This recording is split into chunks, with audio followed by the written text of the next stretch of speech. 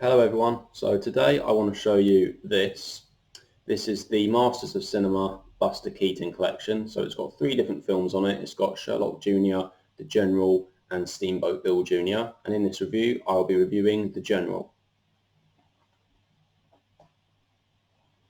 So The General is a silent film with Buster Keaton in it, and it came out back in 1926. So for those of you who don't know who Buster Keaton is, he was one of the big names of the silent era along with Charlie Chaplin, and this film is often regarded as one of the best silent films of all time and often regarded as Buster Keaton's greatest film. So in this film, Buster Keaton plays a character called Johnnie Gray, and Johnnie Gray is a train engineer in the Deep South during the American Civil War, and Johnny wants to enlist in the Confederate Army to take part in the war, but they won't let him take part because he's a train engineer and his job is considered too important to also be a soldier in the war. So Johnnie Gray is a character. He has two loves of his life. He has Annabelle Lee and he has the train, which is known as the General from the title. And most of this film really does take place on the train, on train tracks. So we get an event happen in the film where some Union soldiers steal the General train and they make north with it. So then Johnnie Gray, he chases after the train on another train, and eventually he tries to get it back and then go back the other way. So it really is one big chase sequence, this film, or rather two chase sequences, one going one way and the other going back the other way. But it's lots of fun. It's a really enjoyable film, and all the scenes are all done extremely well. And one of the most impressive things about this film is the stunt work that Buster Keaton does. So Buster Keaton, he didn't have any stunt doubles at all in this film. He did all the stunts himself, and a lot of them are quite dangerous, or would be considered dangerous by today's standards if they were making this film now. So one of the best stunts he does is when he's right on the front of the train as it's moving, and he walks out in front of the train, he's trying to move some logs out of the way. And at one point, there's a log on the train tracks, and he picks up another log, and he throws it down, and it moves the log out of the way just in time. And it's all very well timed, all very well impressive. And I can imagine they probably only had one or two takes in order to actually get that right. But you have to watch it to really appreciate it and to understand what I mean. But the biggest stunt of the film, or the most expensive shot of the silent era, is actually in this film, and it's when the train goes across this bridge and the bridge collapses, so the train just goes straight into the river, and it's actually a real train is what you see. So what it actually was, it wasn't fake. Obviously there wasn't any CGI work back then, so what you see is completely real. A train actually does crash into the river, and that was a very expensive shot at the time, and obviously they only had one take to get that correct. So it was very impressive and very, well, it's very, very amazing to see, because there's no fakery going on there. It is 100% real.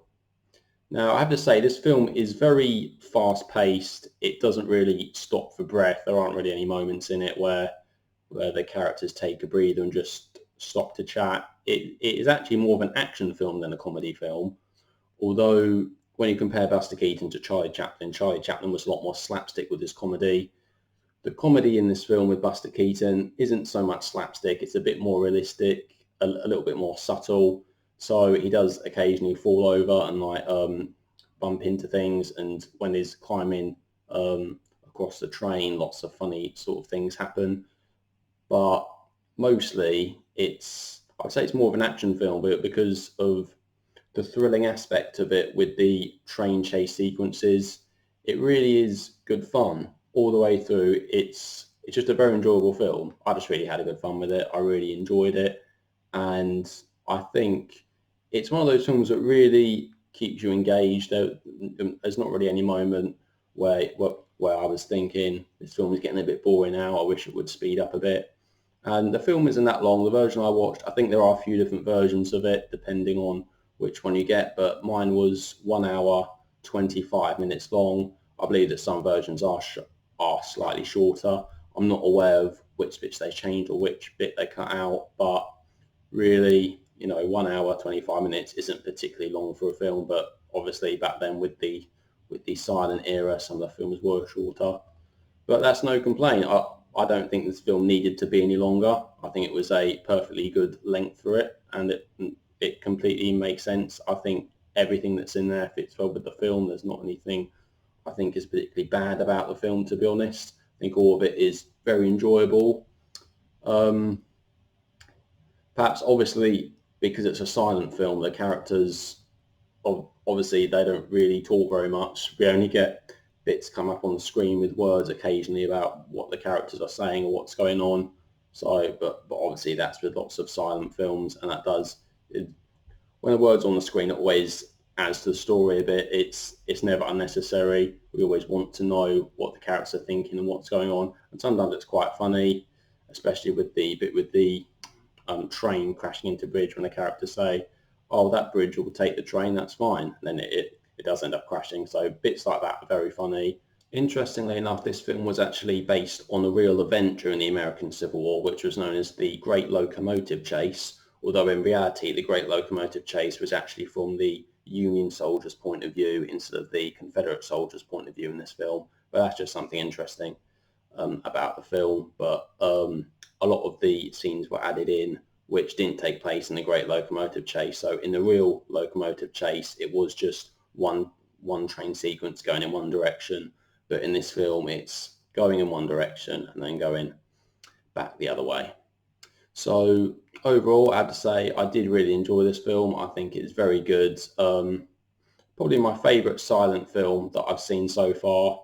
Though to be honest, at this point I haven't actually seen that many silent films, so I still have a lot more to watch. So I'm going to give this film a rating of 9 out of 10. So the general. So there you go, guys, the general. So what do you guys think? Have you seen it? Do you like it? Do you dislike it? Please let me know down in the comments what your thoughts and opinions are. So thank you all very much for watching, and I'll see you in the next video. Take care.